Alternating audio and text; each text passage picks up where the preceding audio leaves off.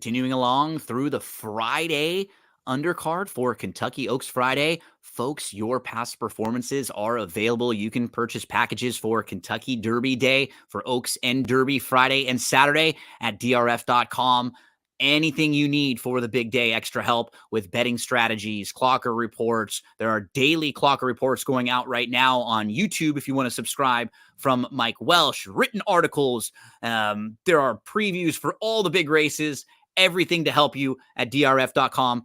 You got to get those past performances. And we had to enlist the services of a fantastic handicapper, one of my favorite folks to talk racing with, someone who over the last 3-4 years probably talked hundreds of hours of racing with, and someone who I'm very excited to see really succeeding right now over at NYRA Bets. Matt DeSantis joins me to preview race 7 on the Friday undercard. We're going to talk about the grade 2 Alysheba. We'll also pick Matt's brain a little bit and get a quick Oaks and a quick Derby thought.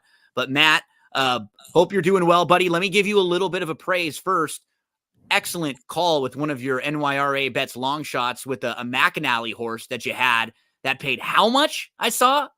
I think it paid $56 to win. Yeah, we're recording Monday morning, so that happened on Sunday. If for some of you that might be listening to this at different times, we're recording early in the morning. So Matt had a really nice weekend. It's good at when, I think whatever you do, any industry that you're in, you want to build a little momentum. So going into a big week like this, you're feeling good. Our buddy Barry, he took down the pick 6 at Gulfstream, so the sniper's seeing the ball well, and then you come and you drop a $56 winner on Sunday, so now you're seeing the ball well too.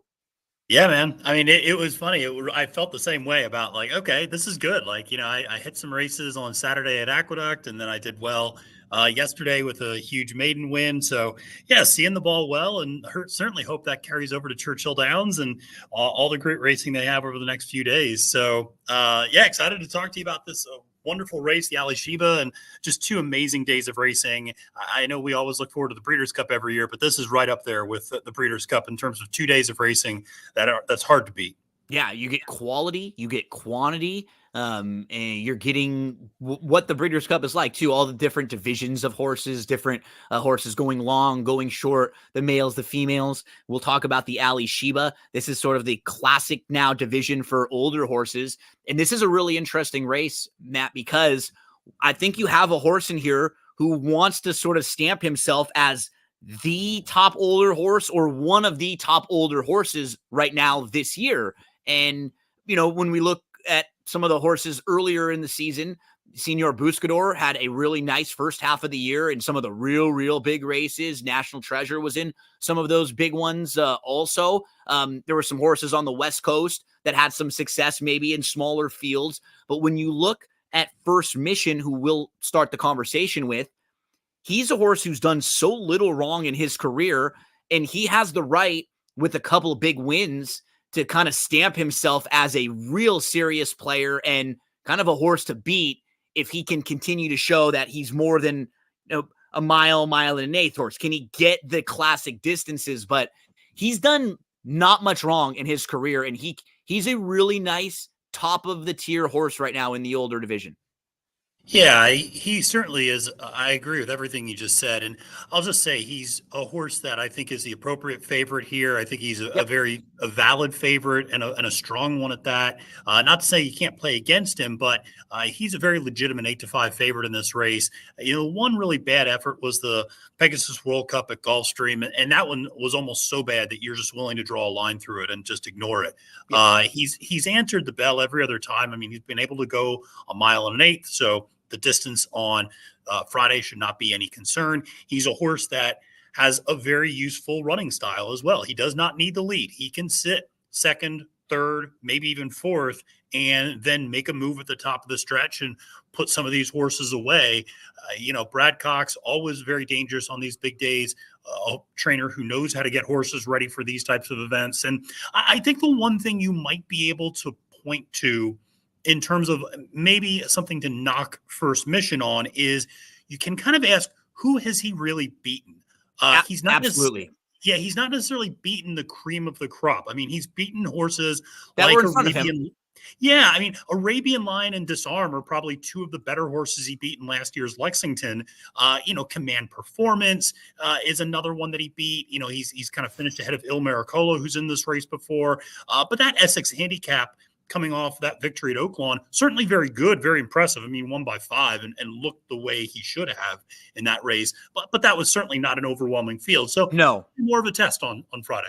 Yeah, completely agree. And what made this race fun is you'll have another horse in here who will probably take some money. Tapit Trice. He's been a real perplexing horse. He's one of those horses that talent has never been the issue or a concern with him. It's more been his demeanor overall as a racehorse. He's a little quirky, and his running style leaves a lot to be desired. He's just not fast early, right? And so when you put those two things together for a horse who's a little quirky and then not fast early, he's like a fascinating horse to talk about, because you can see the talent there when he shows up or when there are circumstances that fit well for him. But I feel like for a horse like him, a starting point like this off of a long layoff, he might not be the type of horse I want to play in this situation. Like, I just might need to see more racing and seasoning with him to get aboard.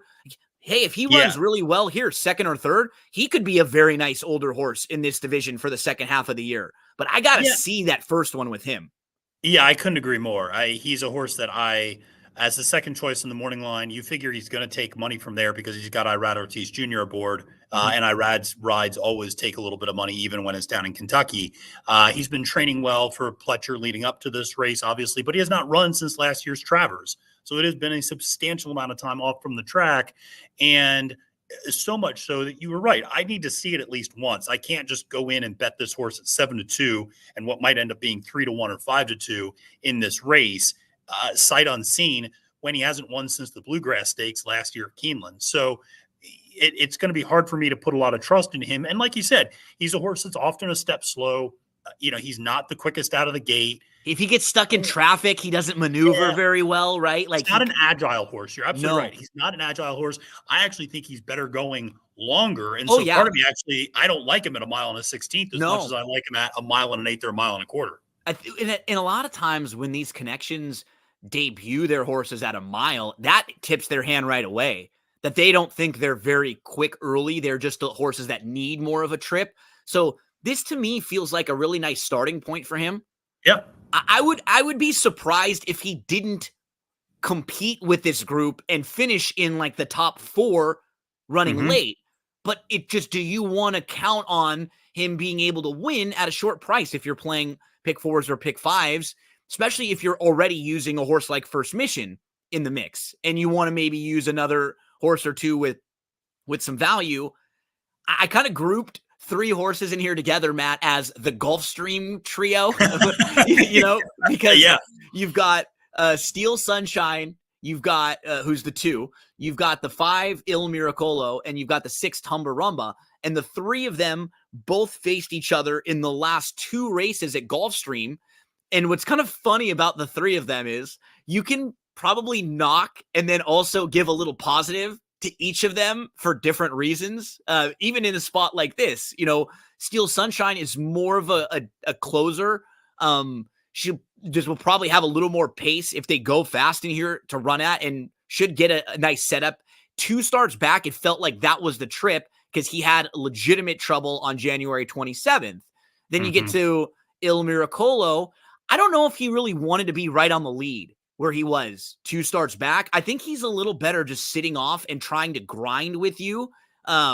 So, he might be better going 1 mile and an eighth. You have Tumbarumba. He might be able to sort of get in front of those other 2 horses.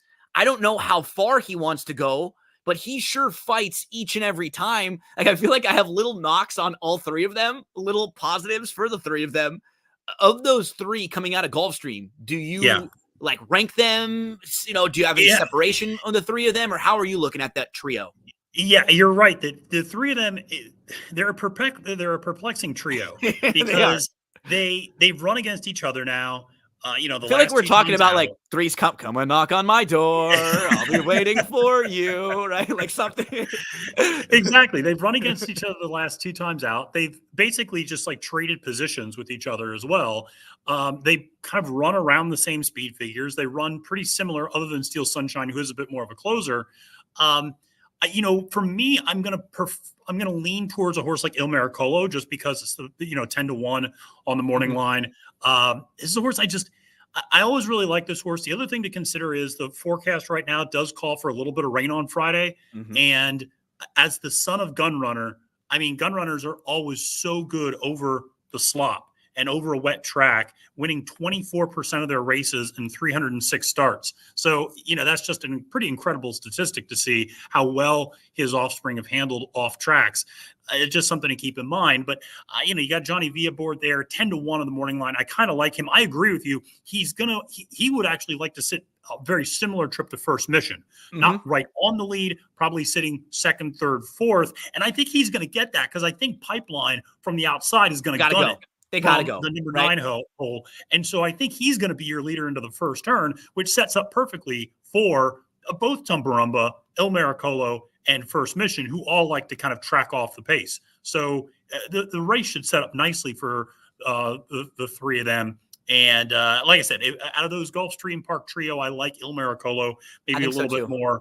And part of that's just, you're getting 10-1, which is a little bit of a better price than Tumbarumba at 8-1. But the other horse that I think you have to consider, and if he had drawn another post position, I'd probably be higher on him, but that's Trademark, who clearly loves Churchill Downs.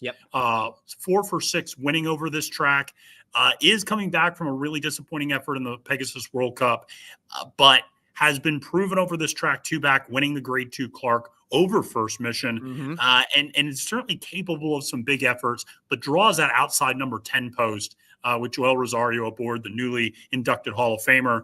But it's been working out well for Vicky Oliver.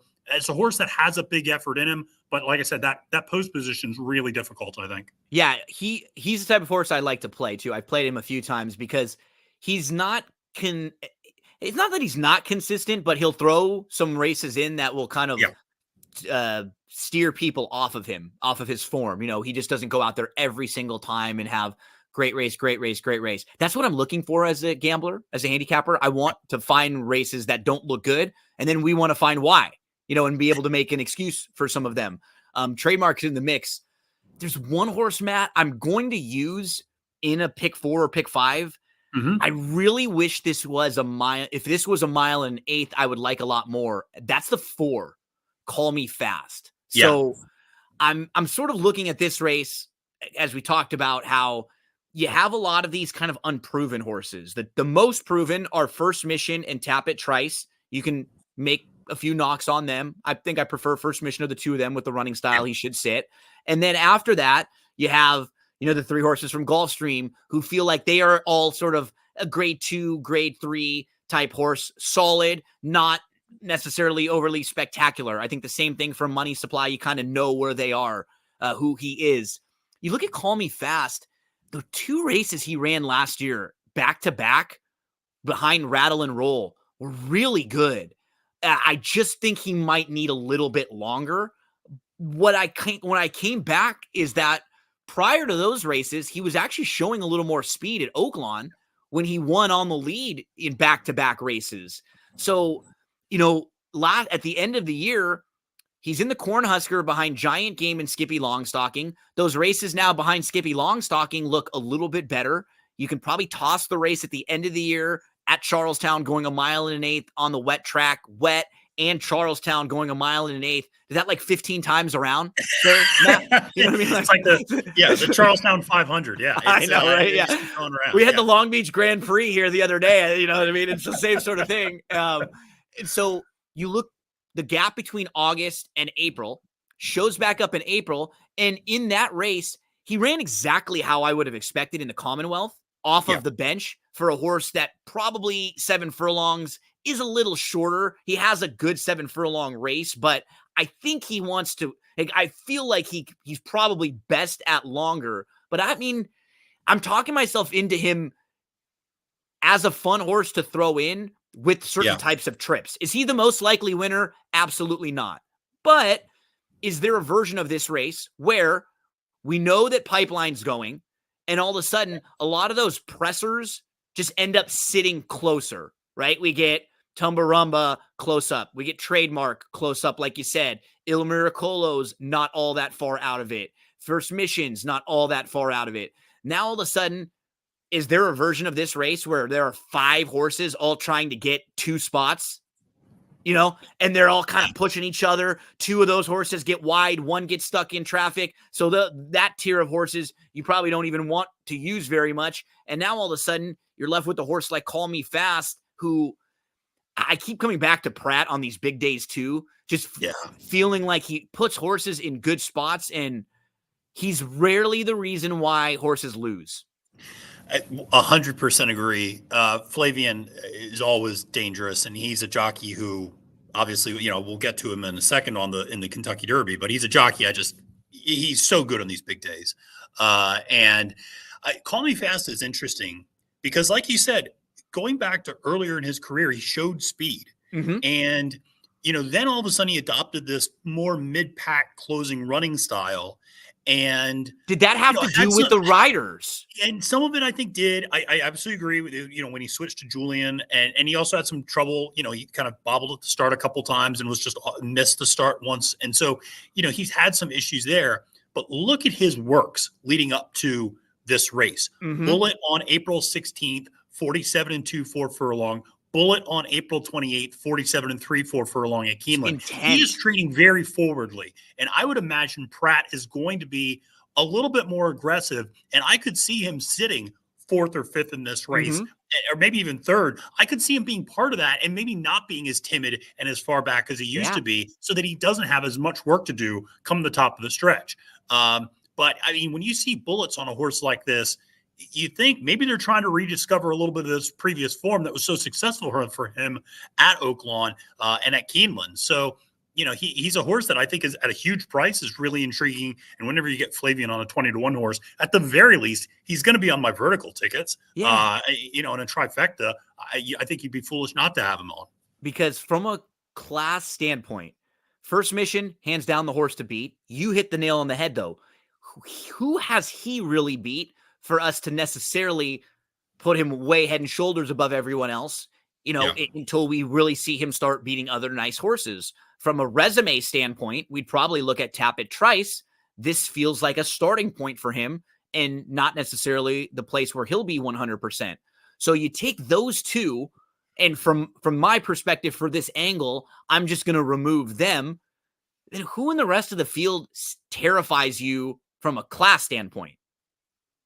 Nobody. They're all roughly the same. They're all roughly in the grade 2, grade 3 range. None of them are really grade 1 horses. And that's why that's the type of race where I can make a case for a big long shot like this, when you're really able to pick holes in a lot of the others. It's not as if I think this horse is so overwhelming and he's undeniable, like Cody Rhodes, shout out to Cody finishing the story. But Call Me Fast, certainly capable of jumping up with a big race and at the price that really fits.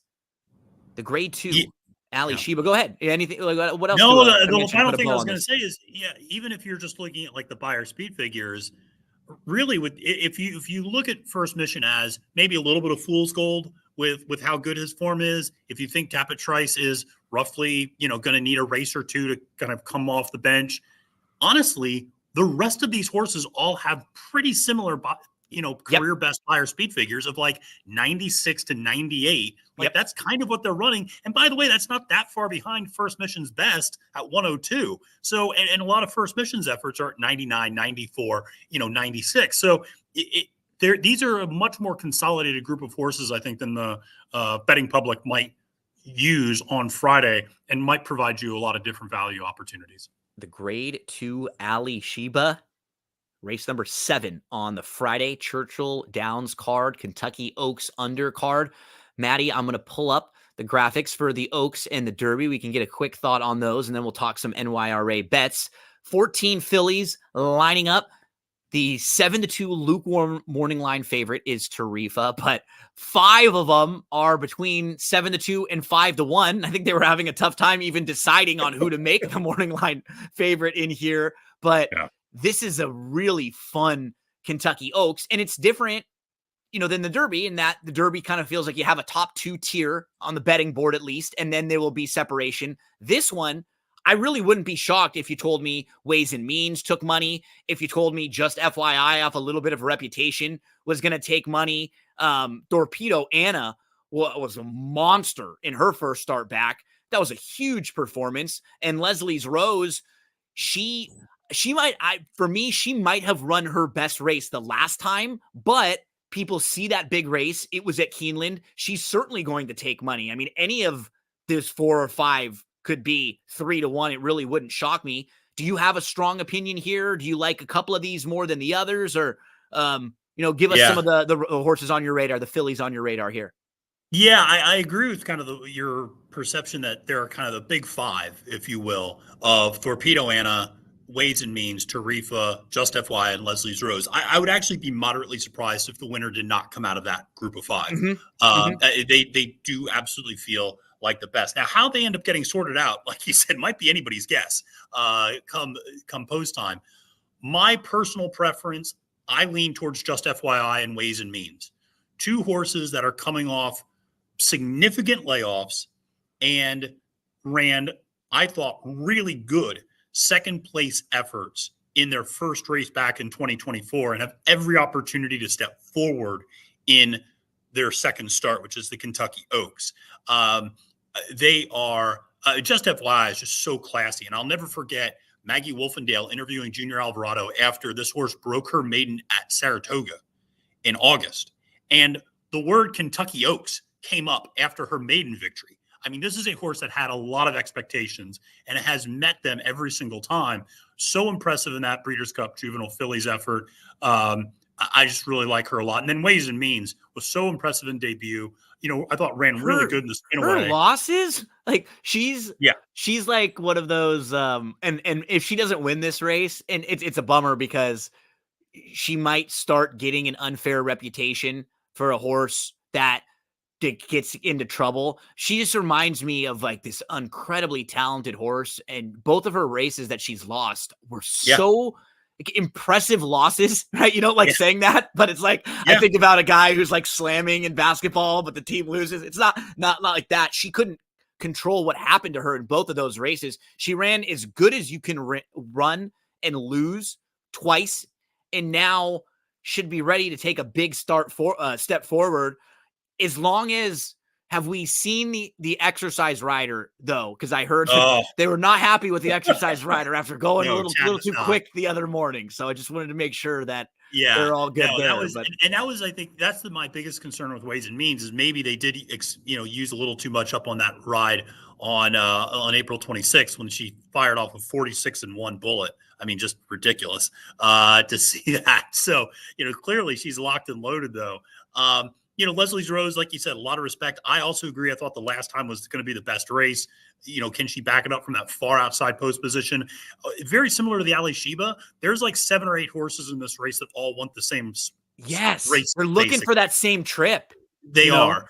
And that's a problem potentially. So if you're looking for a horse to maybe come from off the pace a little bit, or a horse that might be able to kind of surprise at an upset, you could potentially find something there in terms of a horse that, Torpedo Anna is a pretty useful horse, can sit, 3rd or 4th. It doesn't need to be sitting right on the lead and can come up for the pace a little bit. Lemon Muffin, we obviously saw a close from the clouds in that Honeybee, 2 back. The other horse I'll just very quickly mention, and maybe it's because I just saw her win up here, but Where's My Ring at 15-1.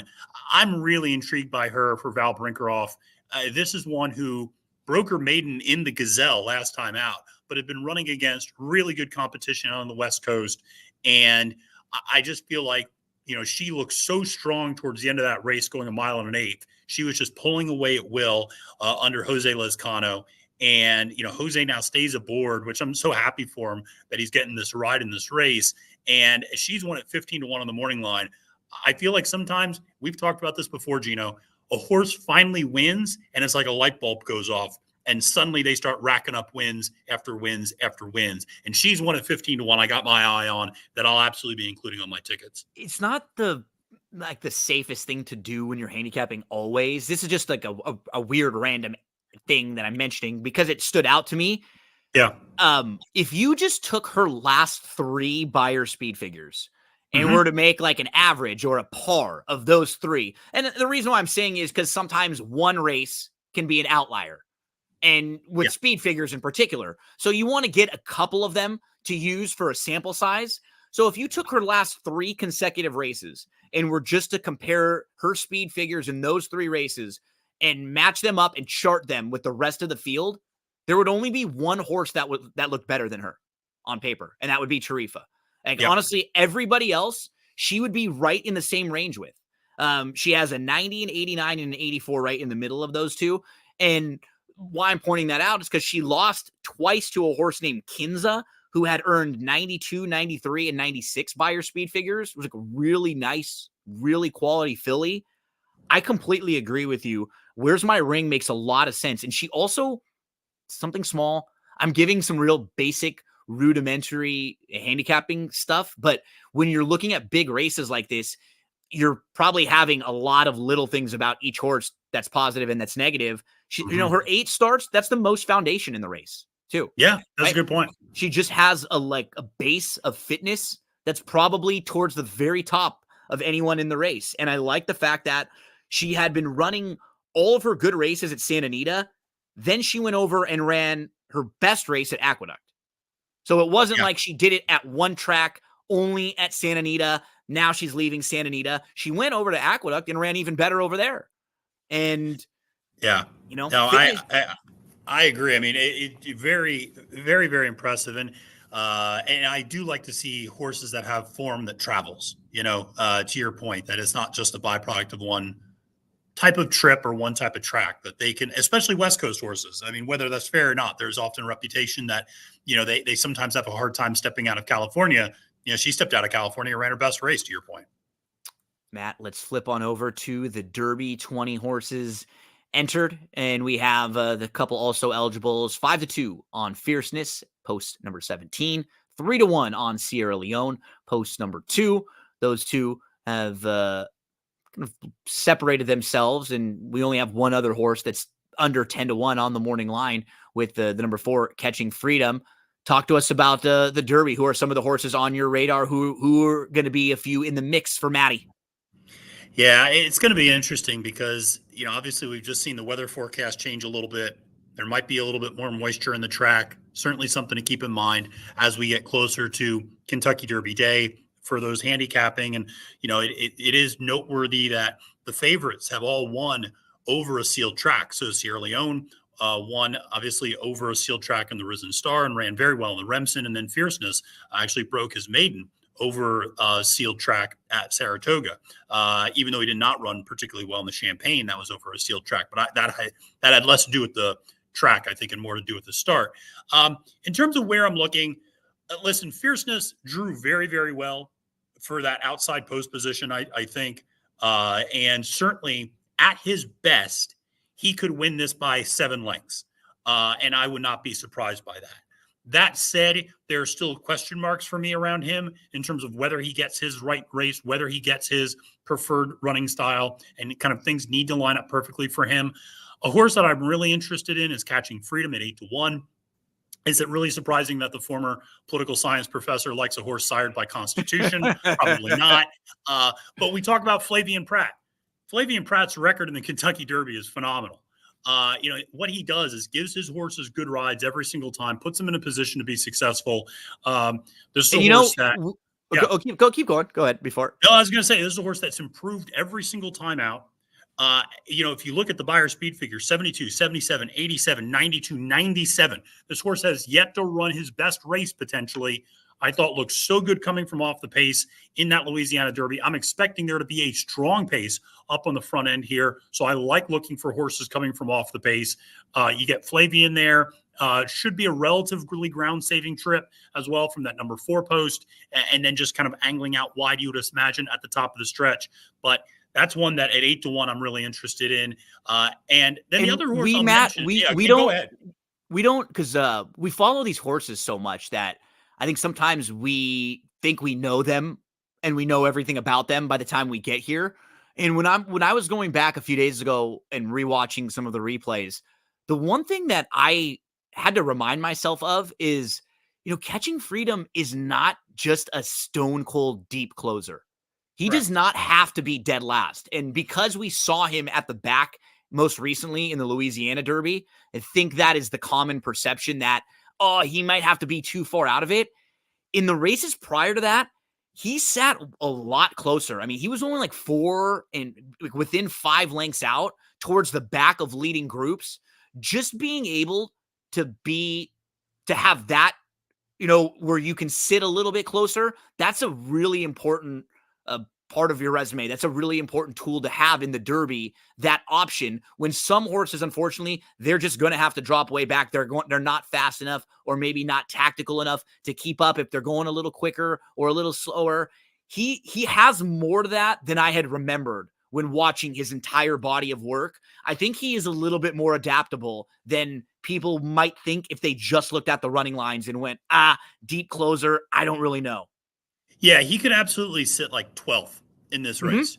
Yeah. I don't think it's just going to be like him and Sierra Leone, like hanging out in 19th and 20th. No. And necessarily in the back of the field. You're right. He does have a little bit more tactical speed, needs to break a little bit more alertly, but has been training very well at Churchill. Seems to really have taken to the track. I think looks really good. The other horse that I like a little bit in this race is another Brad Cox horse, and that's Just a Touch. And this is a horse that if you want to find the 2024 version of Mage, this is it. Lightly raced horse, ascending speed figures, finished second last time out to a really good horse in Sierra Leone in the Bluegrass, but you could argue ran the better race and ran the certainly tougher race, pressing really strong pace up front and holding on for second. I thought was very commendable. Another horse that's been working out well for Cox, son of Justify, who's been just an absolute revelation as a sire in a lot of ways. So I think he's really good. One I definitely have my eye on. And then I'll give a little love out to the West Coast because a horse that I just really like a lot, and the only California horse in the race is Stronghold. I think this horse is going to sit a good trip. I think he's better than his speed figures too. Yep. I think I 100% agree, better than the speed figures. And I love the pedigree. Ghost Zapper up top out of a dam by Jimmy Creed. And it's a homebred, really rooting for the Wallers, who are the breeders owners of this one. And Phil D'Amato, who's obviously best known for a turf horse, and his turf horse is out on the West Coast, has a Derby horse here, has been training beautifully leading up to this, and has the right type of running style, does not need the lead. Proven at Churchill. And is tactical, can sit off the pace. And I always love Ghost Zappers in these types of spots. So I think a horse that's going to run his best race, and one that I'm going to be including on my verticals for sure. Me too. And what you will notice if you watch the Santa Anita Derby, it was a smaller field, so it's not the type of traffic he's going to have here, but he got stopped a couple times in that race where he was in between horses. He wanted to go, then he took back, and then he wanted to go again and he couldn't. So he had to kind of settle and wait. And then he pushed his way in between horses and he was able to win a fight. That's the type of thing you may have to do in the Derby. Start, stop, start, stop, start again, sit 3 wide. You mentioned the trip too. Him and the horse right next to him, both could actually get those types of trips with Resilience. Stronghold and Resilience both can kind of sit that same type of trip. And I would way prefer them to be out there than down in 1-2 with their running style. Oh, yeah. 100%. Yes. Like, you can sit 4 and 5 wide in the Derby more than you can in other races because everybody is going to be encountering something here. So it's a little bit different than other trips in other races, but we're all going to be focusing on Saturday. Matt, you have so much stuff that you are doing day in, day out for NYRA Bets. You've been previewing these races, Derby contenders, all the content in the world. Share with us some of the things that can help us leading into the Kentucky Derby, the Kentucky Oaks. What kind of stuff can we expect from you out there? Yeah, so thanks so much. We have a lot of content over at Naira Bets for obviously leading contender videos that I'm doing for the Kentucky Derby, not just the leading contenders, all of them, all 20 videos that we've done, the fastest 2 minutes. So just doing a little quick previews of those. But we have Derby and Oaks rankings over there. We'll have analysis of all the stakes races on Naira Bets and on my Twitter at Failed to Menace. And so you can get all of those stakes previews for Friday and for Saturday. We have track stats. So I'm accumulating the data from Churchill Downs. I'm going to be updating that before the races on Friday, as well as again before the races on Saturday, so that people can get the best sense of how the track is playing at different distances and surfaces leading up to the big day. And obviously just, a lot of, then long shot of the day, whether it's, at Santa Anita, Aqueduct, Barks, or Churchill Downs. So always something fun. No matter what track you're playing, we have stuff for you and plenty of content. But this week, obviously, a lot of stuff focused on the Oaks and Derby cards. But just make sure to head over to Naira Bets and all the content. The best part is completely free, even if you're not a member. Matt, buddy, I always enjoy talking with you. Appreciate you carving out a few minutes on a busy week, and wish you the best of luck, buddy. I'm so happy and so excited.